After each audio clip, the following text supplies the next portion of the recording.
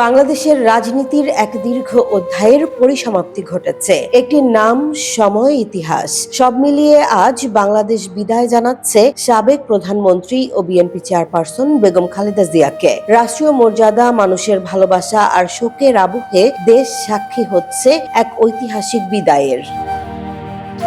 সাবেক প্রধানমন্ত্রী ও BNP chairperson Begum Khaleda Zia দীর্ঘদিন অসুস্থ থাকার পর মঙ্গলবার ভোর 6টায় রাজধানীর এভার কেয়ার হাসপাতালে শেষ নিঃশ্বাস ত্যাগ করেন। মৃত্যুকালে তার বয়স হয়েছিল ৮০ বছর।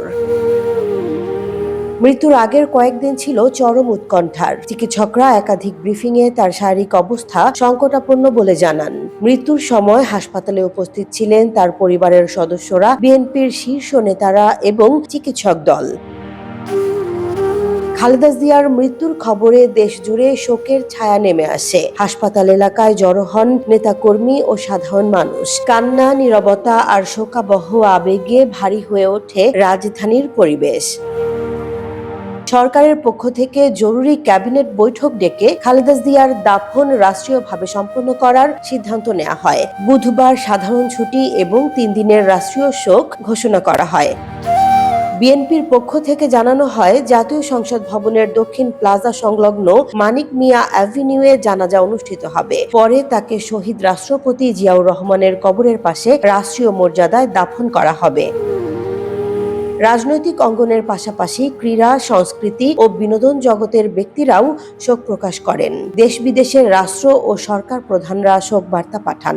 ভারত, পাকিস্তান, যুক্তরাষ্ট্র, চীন, ইউরোপীয় ইউনিয়ন ও জাতিসংঘ সহ বিভিন্ন পক্ষ শোক জানায়।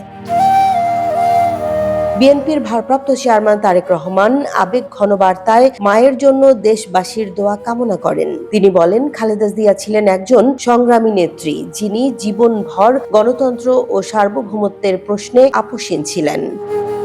খালেদা জিয়ার মৃত্যু শুধু একটি রাজনৈতিক দলের নয়, বাংলাদেশের রাজনীতির জন্যও একটি যুগের সমাপ্তি। রাষ্ট্রীয় মর্যাদা, বিরোধী ও ভিন্ন মতের মানুষের শ্রদ্ধা সব মিলিয়ে তার শেষ বিদায় রচিত হচ্ছে ইতিহাসের পাতায়। একজন সাবেক সরকার প্রধান হিসেবে নয়, বরং দীর্ঘ সংগ্রামের এক রাজনৈতিক চরিত্র হিসেবেই খালেদা জিয়া থেকে যাবেন স্মৃতিতে।